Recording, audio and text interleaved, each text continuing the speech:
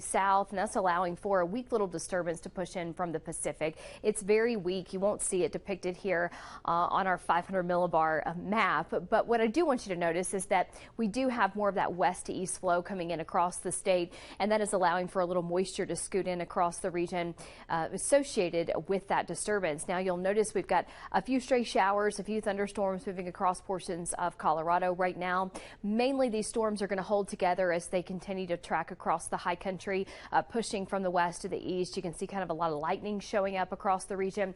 But as these storms start to push into I-25, they're going to start to erode and collapse because they're not going to have enough forcing or enough lift in the atmosphere to kind of keep them going. So as that happens this evening, they're going to release some stronger winds, and that's going to happen between about 5 to 7 p.m. I would say a little bit deeper into about 7, 8 o'clock this evening is possible. The forecast model, I think, is a little bit ahead of schedule, but you can kind of see where some of the storms will try to hold together as they spill over across I-25. So you still may see a few showers this evening. It just won't amount to very much. And I do think the winds approaching about 40 to 50 mile an hour gusts will really be our primary concern. That's not considered to be damaging winds, but if you have empty trash cans outside, maybe if it was trash day, you may want to go ahead and bring those things inside, get a little bit diligent about putting those trash cans up. If you're like me, sometimes I'm like, oh, I'll get it tomorrow.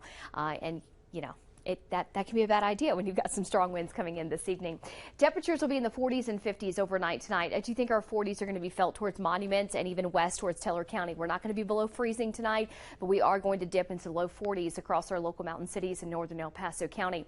We'll wake up with a little bit of sunshine tomorrow, but then the clouds will be on the increase through the afternoon as a few more storms try to scoot in here across the central mountains, trying to hold together as they push across I-25. But even if we get a few little spillover rain showers and embedded rumbles of thunder, these storms are not going to hold together very long. I do think we have our best chance right along I-25 tomorrow afternoon, but then tomorrow evening, those storms kind of collapse pretty quickly. 60s in Woodland Park tomorrow, scattered showers, a few little storms after 3 p.m.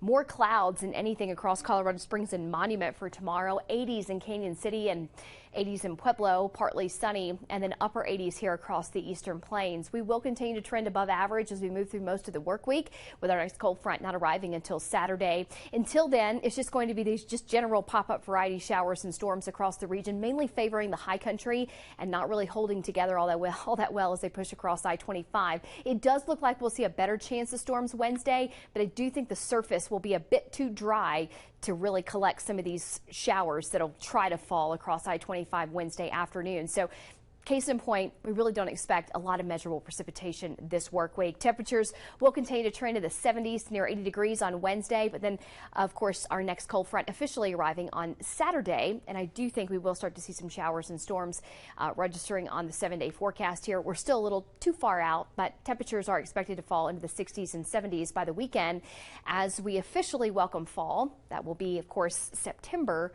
21st, closer to about the midnight time frame. Monument into the 70s for the next few days. Minimal chances for showers and storms, but still that 10 to 20% chance. So don't count on a washouts. Best chance of storms for Woodland Park arrives tomorrow after 3 p.m. Temperatures in the 60s and 70s.